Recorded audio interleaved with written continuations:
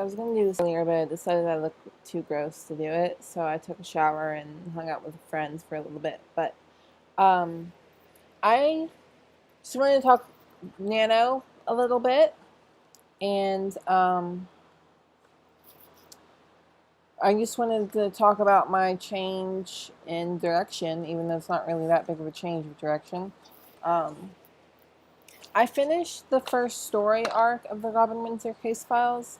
However, I have not really been able to move past that. I've gotten 2 parts in a second story arc, but I don't really like it right now. So I think that's something I'm gonna go. I'm gonna come back to eventually. So I looked over because Robin Windsor case files is a prequel collection-y thing to my actual main novel, Project Nocens.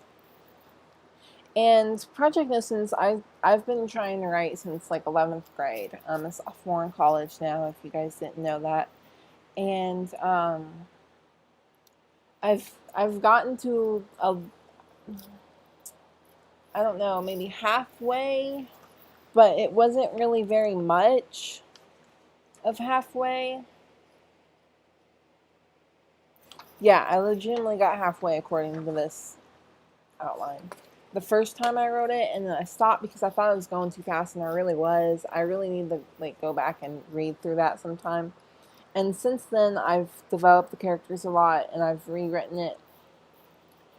I've rewritten up to this point twice, and now I'm on my 3rd draft. I've yet to actually finish a novel. It's just a matter of what I like and what I don't like. So I started this draft last NaNoWriMo, and I never did anything with it because I stopped in the middle of chapter 2, and I don't really remember why. I think it was mainly because there was a lot of stuff going on, drama, and I think when drama gets in your head like that, you don't want to write or be happy. And November last year was like really hard, and October leading up to that was really hard. So I printed out because I didn't know what um,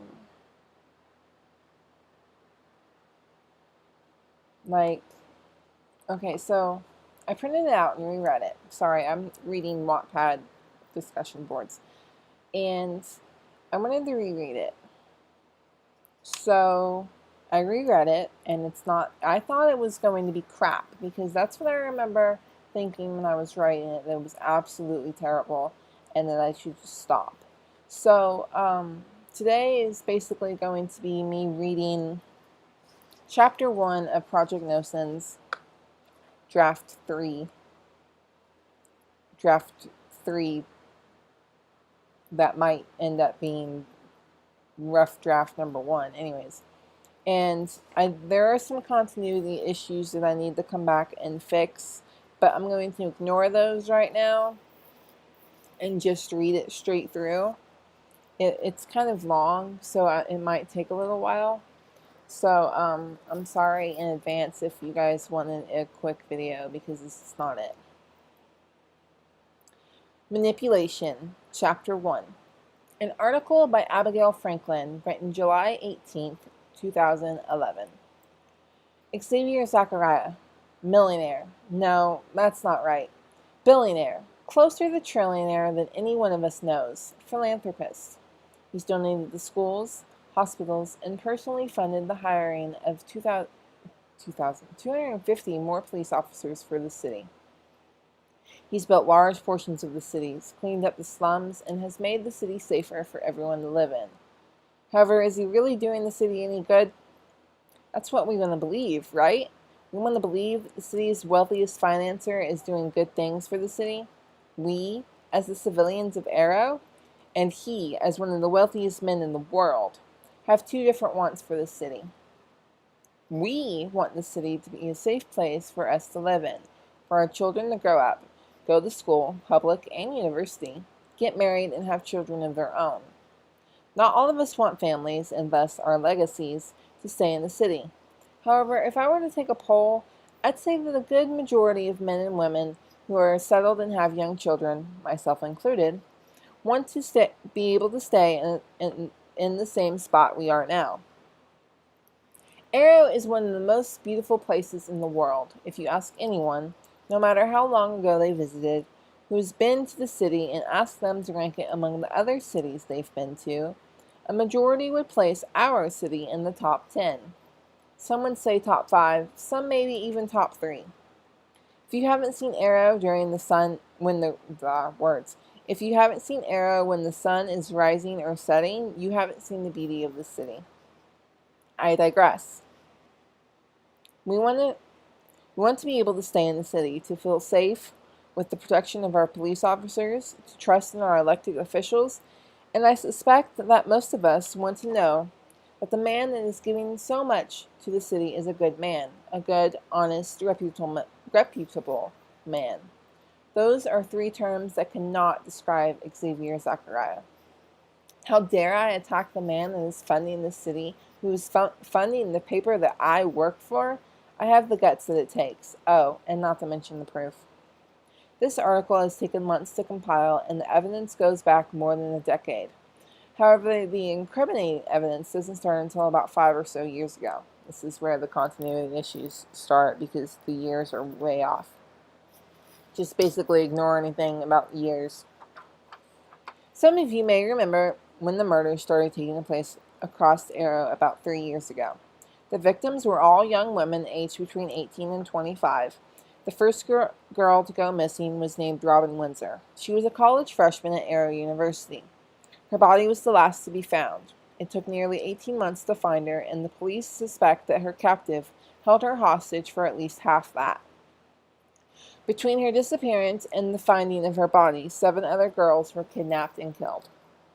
It was discovered, not long after, that Robin's father worked for Xavier. He had gone missing when she was 14, again, continuity issue. And according to the girl's close family and friends, she had made it her personal mission to find out what exactly had happened to her father. Lucas Windsor, after he had disappeared. Sorry, I'm reading again. Give me a second.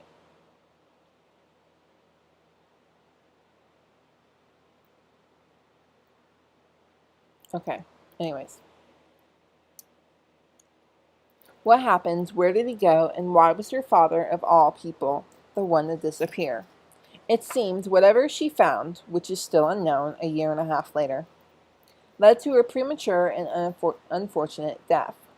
She started looking for information on her father at the beginning of her junior year in high school, and she went missing during her second semester of her freshman year in college. While I don't know what the inquisitive teenager found, I do have an idea, many ideas, in fact, as to what she discovered, all of which involves Xavier.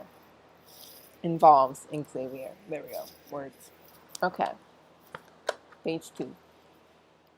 Mr. Zachariah started researching different types of people for this perfect group.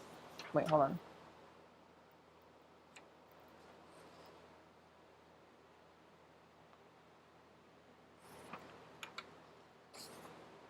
Okay, sorry. I'm not, never mind. Mr. Zachariah started researching different types of people for this perfect group. The motives for this group are never explained. Did I skip a page? Oh, okay, sorry. I'm sorry. The motives for this group are never explained in any of the public records, nor the documents that I had to pull a string or 7 to get access to. As far as I can tell from what I've read, he hasn't formed this perfect group. He's found members, name of which are never given, but completion of this project of his is never documented. He had Robin's father helping him recruit these members, something that apparently he wasn't doing correctly, as no one was ever hired again by Xavier after Mr. Windsor's disappearance. Perhaps there was only so many strikes that he could have had before Xavier decided it was time to terminate him, in a harsher fashion than most employers. The information that Robin's father knew was clearly vital secret and no one can find out. What Robin did find out Again, I'm suspecting that she did, though there are no real confirmations of this. She also had to be terminated.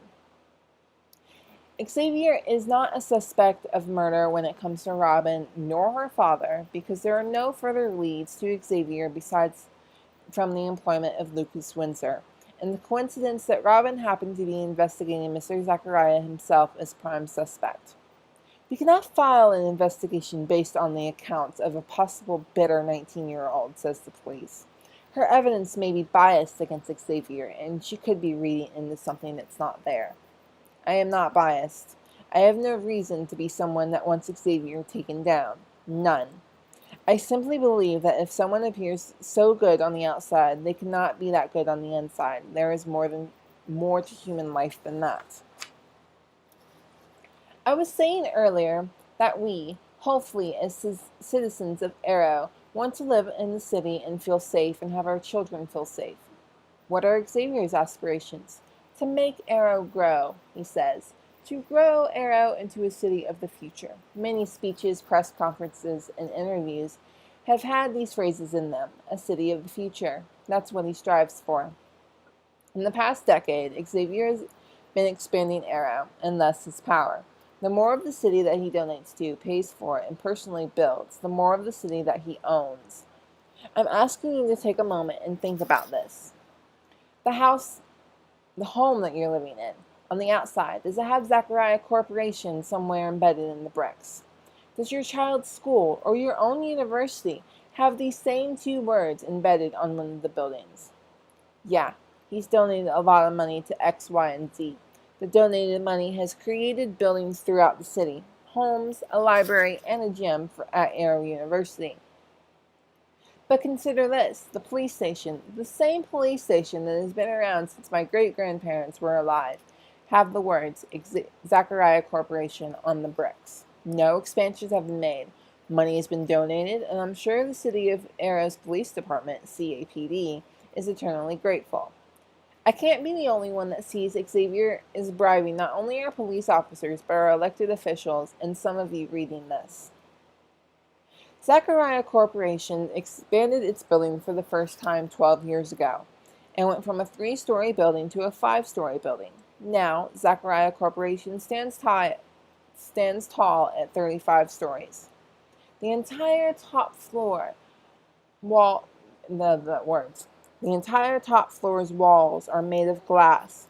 It certainly may not be the tallest building, but it's a symbol, and it's hard to forget that Xavier is watching over us. Watching over Arrow. Sorry, I'm like improvising my own crap. Is watching over Arrow with the large and unnecessary, in my opinion, X made entirely out of windows on the sides of the buildings.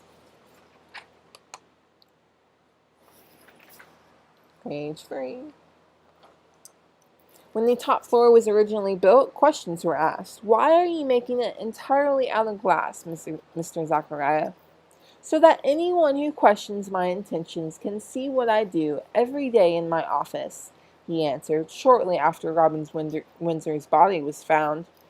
There will be a police officer located on every floor of the building, security cameras built into every room and nearly every wall. If I become suspected of anything, I invite Arrow's finest into the walls of my company to investigate. Filmed from those security cameras, I spent hours upon hours watching. There are multiple occasions in which Xavier walks past one of the officers that is patrolling the top floor, slips an unknown amount of cash into his hand, and walks by. The officer then slips the cash into his pocket, turns around, and walks back into the hallway leading into the elevator. The officer goes down the elevator and out the front door, leaving me always under surveillance building minus at least one guard. Now, this is not the case with all the officers. I am not going to dare imply that all of Arrow's finest are crooks. Some guards, during certain times of the days, don't get the treat of having work end early with a minimum of $100 in pocket. Xavier walks right past them, not slipping any kind of gift to these officers. Perhaps he knows better. Perhaps they're the cops he knows won't fall for that, or it's simply not the right time for a bribing. Whatever the case may be, bribing police officers who are supposed to be watching you is not okay. If he can do that and get away with it, it's not like Xavier doesn't have access to the cameras. Things can get erased easily. Why do we expect that Xavier has a clean record? The example with the police officers is one of many. I don't have enough room in this paper to write all that I want to write. If you want to know more, write. Call in. Hold on. If you want to know more, write in. Call the office. The number is printed in the back of the paper every issue. Call and request an additional article. If the public demands it, I'll write another one. I hope that, just maybe, this opens some of your eyes to what is really happening with Xavier Zachariah. Arrow's angel really isn't that much of an angel after all. Abigail lifted her fingers from the typewriter, pulling the last page of the article from the carriage. She picked up the first 2 pages and put the third on the bottom. She reached across her desk and grabbed the stapler and stapled the left corner. She skimmed the paper briefly before spinning around in her chair and heading to the editor's office. The door was wide open, and the young brunette woman peeked her head in to see if her boss was busy with anything, or anyone. "Come in, Abigail," her boss said, and she complied, stepping into the room and shutting the door behind her. Rudolph England was a no-nonsense type of person. He wouldn't appreciate her to pussyfoot around the topic of her paper. In fact, he would probably scold her for hiding the idea for so long. As she held the stapled pieces of paper tight in her hands, she looked at the man sitting behind the desk. She cleared her throat and spoke. "Sir, you know that job that I've been working on? And have chosen to hide it from me and everyone else on the staff? Yes, I do." His lips pursed as his dark brown eyes looked at her, narrowed, and waited for her to get a move on. "Well, I've finished it. Part 1 at least." Well, part 1. I'm improvising my own writing. Part 1, anyway. She stepped towards the desk and handed him the paper. "I think you'll like it," she said, the confidence in her voice dying out towards the end of her sentence. He took the paper in his hands, didn't even look at it for more than a few seconds, and just set it down on his desk. "Is it worth the wait and secrecy?" They locked eyes for a long moment, and Abigail was long silent as she thought. Was it worth the wait? Yes. She nodded her head, confident with her answer as she looked back at the paper on his desk. "Yes, sir, it's definitely worth the wait." His lips curled into a smile. "Good. Now leave so I can read it. I'll call you back in here when I'm finished." She resisted the childish urge to bounce on her toes when she nodded, spun around on her heel, and left his office. Now she would wait. It seemed like hours passed that she waited at her desk, tapping fingers to the beat of the jazz music from the radio, 2 or 3 desks down. However, when she checked the clock, it had only been half an hour. She started chewing the tops of her fingers instead of her old habit of biting the nails down to nothingness. "Abigail Franklin?" The call carried through the office, and while eyes were staring her down, probably wondering what Mr. England wanted with her, she was grabbing her pen and notebook and walking quickly to the office doors. She walked in, shut the door behind her, and looked at the editor. "Sit." His voice was almost cold, but she didn't hesitate. She sat in the red chair across from the desk. Rudolph England let out a sigh, ran his hand through what little hair he had, and held her story tightly in his hands. "This is risky, I hope you know," he said, and she nodded. "Risky enough that if this goes wrong and no one believes you, I could lose my job here for letting this run. Like you said in the story, he owns us." "It's the truth. You know that," Abigail replied, biting her lip in between her top and bottom teeth. It helped her think, but after a moment she was pretty sure she tasted blood. "Of course I know it's the truth. It'd be ridiculous to think otherwise. Despite what you think, people do notice that Xavier Zachariah isn't all he says he is." She smiled and nodded again. "I'm going to run this paper this month." But you better have enough evidence for a second, a third, and maybe even a fourth article. If you want people to believe you, you need that much evidence. He sighed again, slid the story to her across the short distance of the desk. I will leave for you to follow. He flipped open one of the various manila folders on his desk. He seemed to be skimming the top page before he nodded to himself, shut the folder, and also slid it across to her. Take this, read it, and I expect an additional article on this in the morning. Her mouth dropped open a little bit, but she shut it tightly, nodding her head. This was going to be big. This is going to be dangerous, her boss's voice snapped her out of her thoughts. Be careful and watch your back. Once this goes public, we can't take it back. Not even a retraction will be able to remove the damage. I wouldn't stand a retraction even if he threatened me, she said through gritted teeth. In fact, I invite him to try and threaten me. He'll do it, Abby. He's dirty. He'll play dirty. I'm ready for it if you are, sir.